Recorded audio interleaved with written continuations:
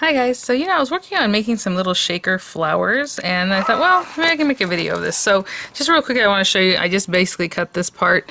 I'm going to go back and like reset everything to show you how I got to make these little flowers, and then we'll go from there. So I will be right back. Okay guys, I hope it's not too dark. I do that on purpose so there's no glare coming from my lighting, but even if I turn it up, my camera will offset that.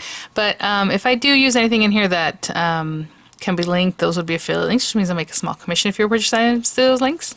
Have no kind of affiliate link with Cricut themselves, but I just want to show you this. So I'm just going to start over and show you kind of how I designed mine, and then I'll finish cutting mine, okay? So, when you turn it on, it's asking you if you want to pay for some things. I don't. No, thank you. I already have it set to the Joy because that's what I'm going to use, but you can do this with any machine, whatever it is. And I'm going to click on New Project over here. I can start searching the images already, but I'm just going to do New Project. And then over here, I'm just going to make sure this is all in frame. Let's move this up just a little bit. Hopefully you can still see what's going on. Okay, so over here on Images, I'm going to click on Images. And, I'm going to say flower. And I'm sure there's flowers here, but I'm just going to say flower because that's what I want, a flower image. And then I always, after I say whatever it is that I say that I want to see the ones I have purchased or free ones, right? In this case, it is one that I purchased, so I'm going to click on Ownership right over here. And I'm going to click on Purchased, and hopefully it'll give me the same ones I showed last time. So what I was looking for was a flower that would have a circle in the center that I can just make into a shaker. Now you can just take any generic flower image that's like, I was looking for something circular. And you can pop in a circle because the circle shape is free, and then you can do the same thing I'm going to show you right now, but you would pop in your own circle, right? So as I went through, I was like, that's not really what I want. I am using this for a different...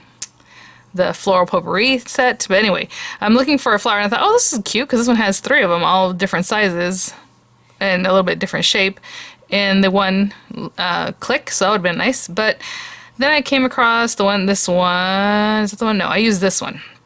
This one's a little bit too busy for me, but I used this guy, so I'll still show you from this one.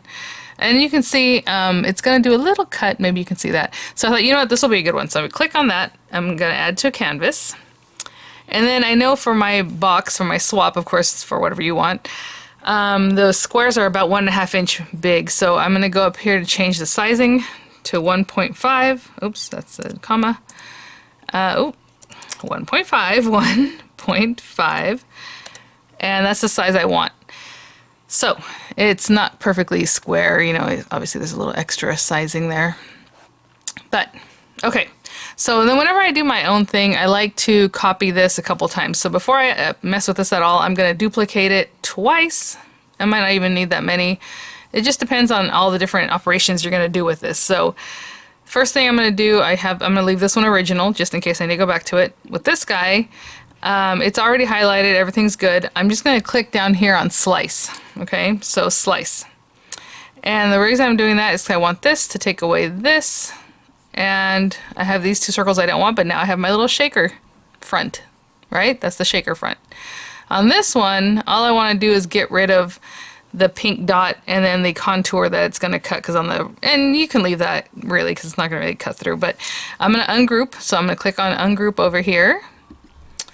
And I'm just going to take away the pink dot, and I can just delete that. We can delete all these guys. So I'm just clicking on them and getting rid of them. Now this has these little lines. I don't know if you can see those little lines. So again, I'm going to use this for my acetate and for the background layer. Maybe you don't want your acetate carved into. I don't. So just to get rid of this, we're going to highlight that. I'll just click on it. And down here, hopefully you see right down here, I'm going to click on contour. And I'm just going to click on that half circle thing or whatever, quarter circle, and then click on this one. And then just click on the X, and that's done. And now I have this that doesn't have any of those lines. It's just going to be perfectly something that this will sit on top of, right? But I want this to cut for my acetate, and I also want this for my background. So I'm going to duplicate. I'm going to click duplicate over here. And there's that. Again, I kept the original just because, but at this point I don't need this anymore. But a lot of times I keep it just in case, because sometimes you'll be like, I also want to do this, or whatever. So I'm going to get rid of that. And now I'm going to leave that red. I'm going to change this to white, just so that I know that's like my acetate layer. Doesn't really matter. You can even keep them all the same color, but the thing is the acetate and my other things, I might want to change up the paper. And this one needs a deeper cut. That one needs, just a regular cut. honestly, if you want to keep them all on the same page and just do your little matting, we'll talk about that in the next thing. I'm going to change this one to yellow, just because it's the background one. So this goes on top of this. Obviously, it's not set up that way. Okay, and that's it. And you can copy and paste these all here, or say that you want, you know, 10 of them, you know, whatever. When I go to click Make It over here, when I click Make It, I'm going to say for any material on matte, right? Continue. I'm going to have this first one, which is basically going to be my acetate layer. Now, if you had left them all red, let's say, they're all going to be on the same card, on the same sheet. And then what I would normally do is, like, let's say, it would show all the 3 cuts that I had just made. And I would say, okay, well, this is, I'm going to put a little piece of acetate right in this area on the same mat. The next one is going to be maybe that yellow one. Okay, so I'm going to put a yellow piece of paper here, even though I left them all red. Let's just say, for example, I left them all red on the mat. So when I come here, I do what I call a little quilt, because then you just pop in the papers that you do want in the areas that they're showing you that it's going to cut, run it through once, and in one cut you get everything. If you're going to do that and you're doing acetate and you're using like a thicker paper, I would say go, say you're cutting heavyweight paper, it'll cut it 3 times. It'll do the same cut 3 times, and that's not going to hurt if you use like a lower weight paper. But if you have lower weight paper on here and you say cut it at the, you know, medium cardstock setting or something, it's not going to cut through your acetate. So I would say go with the higher setting of the material you're going to cut and let everything get cut that way. Hopefully that makes sense. I made another video about that a long time ago, and maybe I'll link it, but the options are so different now, that video is like obsolete. Anyway, at this point, I actually want 6 of these. I already have my little card fronts, I know it's dark, guys. My little fronts are cut. And I have 3 more over here. So I actually want 6. So I'm going to click on here to go to 6. And I'm going to click, I'm going to click Apply. And, ooh, all 6 fit here. I was going to say, I'm going to use a longer mat, but all 6 do fit on here because they're so tiny. So what I'm going to do, I'll be right back. I'm going to cut a piece of acetate that is about 3.5 inches wide. As you can see, it doesn't go all the way to 4. It's like 3.5 inches by 5. 3.5 by 5, and I will be right back. Oh my gosh, you guys. Earlier, I was going through all my extra papers that I just have here, like my little basket stash, and I put it on Instagram. I was going to toss out this piece of acetate because I'm like, really? It's a card carrier. I don't know if you can see, it has lettering. I can wipe that off. It's just a stamp sheet carrier. And I decided not to toss it out, and hey, well, that works out. So let me grab this other thing. Oh, I was going to tell you guys, this thing has totally lost its stick because I've been using it so much. It's a light grip, and all you have to do whenever you want it to get sticky again, it's a little bit sticky, but not sticky enough to really hold paper anymore. Sometimes I'll put washi tape on the paper just to hold it down. Just get a baby wipe and really just wipe it off, and like, you know, unscented or whatever. Just a regular old baby wipe, because whatever's on there, it just helps clean it up. Some people will wash it with soap and water. It'll make it sticky again. Cricut themselves tell you not to spray it with any other kind of adhesives, but I know people do that too. So do whatever you want. I'm just letting you know it's a simple trick that'll do it. That's not damaging. Okay, so I'm just going to put this on here. And when I send it to cut, which I'm just going to say continue, and at this point I'm only going to cut my acetate layers and my backer because I already have my little fronts, but of course you would go through all the 3. I'm going to say heavy cardstock. I don't know, whenever I browse materials with the Joy, it tells me it doesn't have acetate, and I don't even think acetate's on the other one either. It's okay, I don't really care, you guys. As far as I know, somebody will tell me, oh, it's this. I'll just click on heavy cardstock, because even at that, whenever I have cut it only twice, it hasn't really worked. I just leave the default pressure. Sorry, I don't know why I pressed on that. And then I'll put this in. Sometimes if you do fabric, it'll do it 2 times, and that'll be good enough. It just depends on your acetate, right? If you have like a really heavyweight one, you might want to do it 3 times. Okay, and so I load it up. I'm going to say go and let that cut, and I will be back. Okay guys, I'm here. I'm going to unload this, and let's see how we did. Looks pretty good. Okay, and those are my little acetate layers. So cute. So I'm going to take these off. Actually, I'm not even going to waste my time doing that right now. I'm just going to turn this over. And the next thing it's going to cut is, I chose it to be yellow because it was going to be my background layer and I wanted yellow as the color. So this is kind of not the heaviest cardstock, so I'm just going to click on medium cardstock and I'm going to say more. Sometimes that works and sometimes it still doesn't work, so that's why usually I just go with heavyweight cardstock with like literally anything I cut on this machine, but we'll do something different today, see what happens. I cut this the same as the other one, 3x5, because that worked out. it shouldn't be any different. It's literally just the same cut on a different material. And I'm gonna load that up and press go and all that, and I'll be right back. One other thing you can do is if you go ahead and cut, and you know, it brings it out. It doesn't unload it, but it'll bring it out. And if you notice that it's not really cut all the way through, like you lift it up and it's giving you a problem, before you say, you know, cancel or continue, just say rerun. It'll be there as an option, and you can just rerun it.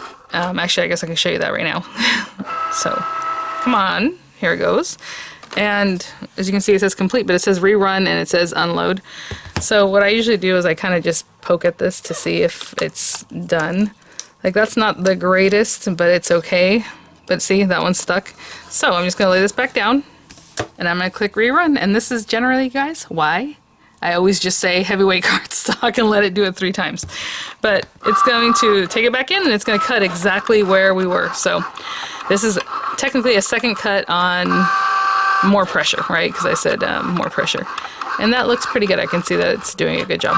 So I'll be right back. While that's cutting, it just finished. Wouldn't it be fun if I had just done this in a way that was more strategic? And we can use this as a stencil. You can kind of stencil into that, right? So cute. Okay, I'm assuming now it's cut all the way through. But again, before I remove it, yep, there we go. All right, so I'm just going to unload material, unload. That's funny, that time it didn't give me an option to run it another time, so I guess they're like, hey, you get one shot at this, lady. Alright, perfect. I'm going to take these all off and we're going to assemble our little shaker flowers. Oh, I'm sorry, really quick. The next thing would have been to do the topper, but like I already cut mine before. Like when I came to the video, I was already doing that, so I'm not going to do that again. But I'll be right back. Okay, you guys, so I literally have just stuff here because I wasn't really planning on making a tutorial right now. Oh, that reminds me, where is it? I'm just going to show you guys really quick of something I came up with that birdcage die, you guys. Okay, this is an Anna Griffin card. Look at this. And it is pretty easy, I'm not going to lie. And I wanted to release the video tomorrow, and so I was like, hi, I really want to show it to you guys today because you know me, if I make something that I'm excited about, I want to get it out there, but I need to give some space, some time. So I'm going to make this quick video, or I'll release this one, and then tomorrow we'll do the other. But okay, so I already have my little pink fronts and I have little blue fronts because my cases are pink and blue, and I thought I would coordinate them with the cases, which I think is fun. So all I'm going to do with these guys is glue them together. Sometimes for me it's hard to tell on the Cricut which side is the nice side or the rough cut side because it's not very different. In fact, sometimes I like the other side, the side that was facing the mat, better. I don't know. Sometimes it kind of picks up the very edge and it looks more rough, even though that is the top side. So kind of interesting, but with this one it doesn't really matter because it's very, very much symmetrical. Now if you're just choosing a flower shape and you pop a circle in there, you know, just eyeball it. Like, get a circle from the free images and put it in the center and do the same thing. You do the what's that thing called? The one that cuts it. I forgot the name of that right now. So I'm going to put that on there. I'm going to do the same thing with all of them. So I can't remember the name of the option. Split? I don't remember. Who cares? Anyway, I'm going to put this in here. Now, I can tell that this is obviously a little bit too fat. I know my foam is about 1/4 inch, but I'm going to cut it, number one. Number two, where are my purple scissors? No. My purple, there they are. You can mess around with that too. It's just that this is such a small shape, and I really wanted the opening to be kind of large. I didn't want to make the opening any smaller, the aperture. And it's such a tiny little shape that this is the best I could do. I'm just going to cut this a little bit. Totally eyeballing this. And I'm going to cut this in half. And I'm using these non-stick scissors because it helps a little bit. I'm trying to get it right down the center. Really, I could just take a little bit off of it, but I want to be able to use both sides of this that I cut right now. So I'm just going to cut that, do it neatly. And the sticky side I'm going to bring over here and just go around the edge of this little guy. And then the other half that I just cut will complete my circle if I don't have enough here to complete the circle. How funny. I could have just added a little bit more and I would have cleared that whole thing. Okay, so let's see how much. Can we see on the other side? Not too bad. I might move it over a little bit. And where's the other piece I just had? Oh, it's still stuck on here. I need about like this much more. Again, whenever you do this, you want to really butt it up because you don't want that to let your glittery stuff escape, and I'm going to cut it just a little bit like that and really stick it down. So I'm going to go around and just make sure everything's good where I want it and really push it down, and I'll be right back. Hopefully you saw what I was doing. I was a little bit high up, but I'm just framing that out. Oops. So that we have this circle, right? Okay, I'm just going to remove the carrier. And in the meantime, I also just kind of took my finger and just kind of pushed this into place where I want it, a little bit further away from the very edge. Okay, and then we're going to take one of our background pieces. And of course I'm going to use that little piece of foam. And we are going to put some of these. See, I got these at the Dollar Tree, and I had said I wanted to make a shaker with them, even though they're like a little bit larger. And so I'm just going to put these down, just a few. I probably will end up taking some of them out. Like, I don't really want that many green ones. More purple and pink is what I'm looking for. Maybe one more purple one. So this is a small guy shaker because they're so tiny. And you can put other little glitter shapes in there too. I just wanted to stick with these guys. I'm going to bring this closer to me, guys, so I can see that I'm where it needs to be. And then I'll show you guys what that looks like. Oh my gosh. And you know what? The foam, I mean, it's so high, you can definitely put more than just a little bit. But I like it putting just a little something in my shakers. And you know, I always turn it over and squish it from the back. Look at that. It looks like a watch front, like a... That'd be cute. But there it is. So that's all I was working on today. I just wanted to show you guys this little sweet project, and I thought it'd be a quick one to show you the slice, that's what it's called, and the contour, and just a little bit of making your own design, however you like. All right, guys, thanks for watching. I'm going to finish these guys up, and I'll see you at the next one. Bye now.